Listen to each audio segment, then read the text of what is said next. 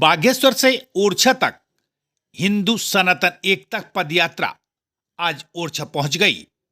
9 दिन की इस पद यात्रा में बागेश्वर धाम के महंत धीरेन्द्र शास्त्री और उनके हजारों अनुयायी पैदल चल रहे थे। जगह जगह यात्रा का विराम भी हुआ और जैसे जैसे यात्रा आगे बढ़ी कारवां बढ़ता गया। आज ओरछा पहुंची इस यात्रा में लगभग 2 से 2.5 लाख भक्तों की भीड़ थी। यात्रा के दौरान कई सिने स्टार और राजनीतिक नेता भी शामिल हुए। ओरछा धाम पहुंचकर 9 दिन की यात्रा के समापन पर बागेश्वर धाम के महंत धीरेन्द्र कृष्ण शास्त्री ने क्या कहा, आप भी सुनिए।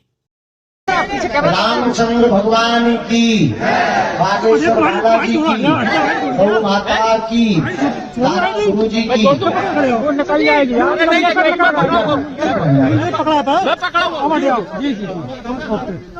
आज आप ही शुरुआत करिए।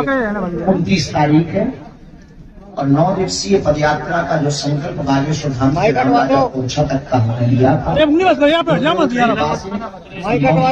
इधर देखिए साहब, समस्त भारत के हिंदुओं के आशीर्वाद से हिंदुओं की एकता के लिए, जात पात भेदभाव छुआछूत मुक्त भारत बनाने के लिए जो घृणा से भेद की दृष्टि से लोगों को देखते थे, हमने संकल्प लिया था कि हर हाल में पिछड़े और पिछड़े लोगों को लगाकर भारत के हिंदुओं का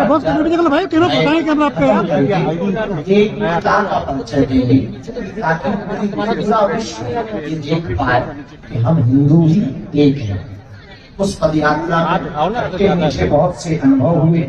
कैमरा दोनों पे भी आ रहा है। हर समाज के लोग मिले, जगह जगह स्वागत हुआ, जगह जगह लोगों में उत्साह था। ओरछा में तो यूं लग रहा था जैसे अयोध्या प्रवेश हुआ।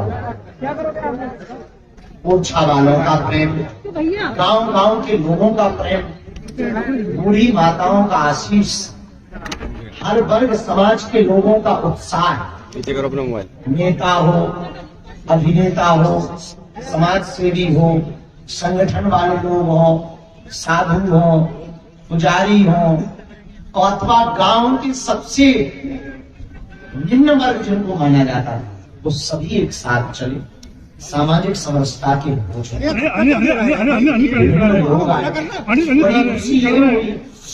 जो हमेशा बड़े बड़े मंचों पर बैठने के आदी थे, उन सब ने एक उदारता दिखाकर हमारे साथ जमीन पर रोड पर बैठकर उन बिछड़े और पिछड़े लोगों को गले लगाया, जिससे पूरे देश में हिंदू एकता का एक नया संदेशा गया।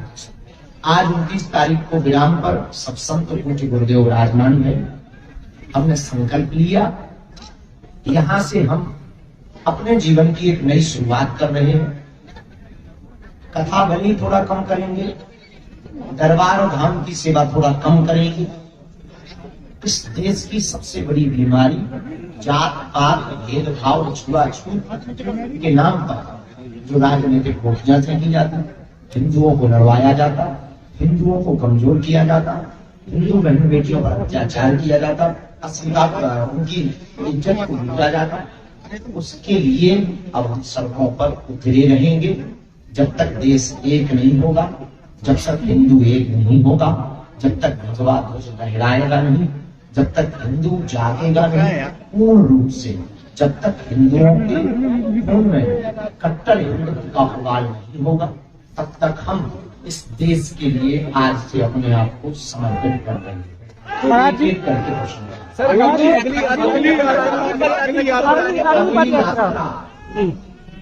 दिल्ली से वो वृंदावन से दिल्ली तक 2025 उसका लक्ष्य क्या होगा, क्या लाइन दी जाएगी उसको? 9 दिनों में आपने क्या देखा?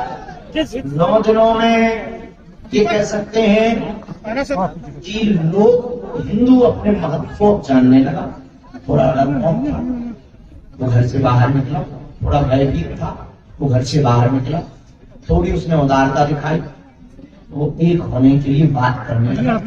अभी बात कर रहा, कल मुलाकात करेगा, साथ करेगा, एक देश ये भारत एक नया इतिहास है। आपकी यात्रा के बाद अब कुछ यात्री ये भी मांग कर रहे हैं, इस यात्रा के बाद कुछ यात्री ये भी मांग कर रहे हैं कि इसी तरीके की एक यात्रा बांग्लादेश में भी हिंदुओं को निकालनी चाहिए।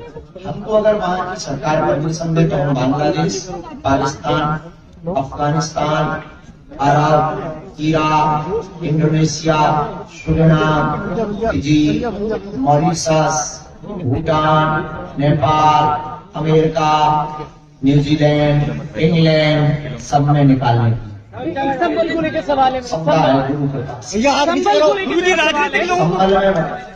संबल हर है PSI सर्वे पुस्तकों लोग कोर्ट को निर्णय देने दो, जैसे ही निर्णय आएगा हम प्राण प्रतिष्ठा में जाएंगे, आपको संदेशा भिजवाएंगे तो आप आगे रिकॉर्ड। सुप्रीम कोर्ट ने राजनीतिक लोगों को क्या कोर्ट ने तो रोक लगा दी है।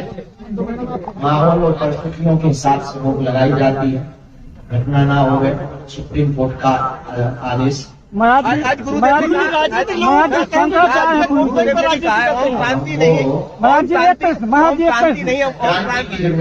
जी एक इम्पोर्टेंट महाराज जी गुरु जी शंकराचार्य जी ने कहा है भारत 24G पब्लिक आज तक news 18 IBC 24 India TV health 24/7 news channel है। आप लोग जो साथ में हमारा आप लोगों से बहुत आत्मीय लगाव हो गया है, रोज उठ करके आपका चेहरा देखने का और मुस्कुराते सवाल सुनने का, आज क्या नया चटका ला रहे हैं ये सुनने का हमारा पूरी शंकराचार्य धन्यवाद। जय श्री राम। क्षेत्र की ऐसी छोटी बड़ी खबरें देखने के लिए जनपहन न्यूज चैनल को यूट्यूब पर भी कीजिए सब्सक्राइब और रहिए खबरों से अपडेट।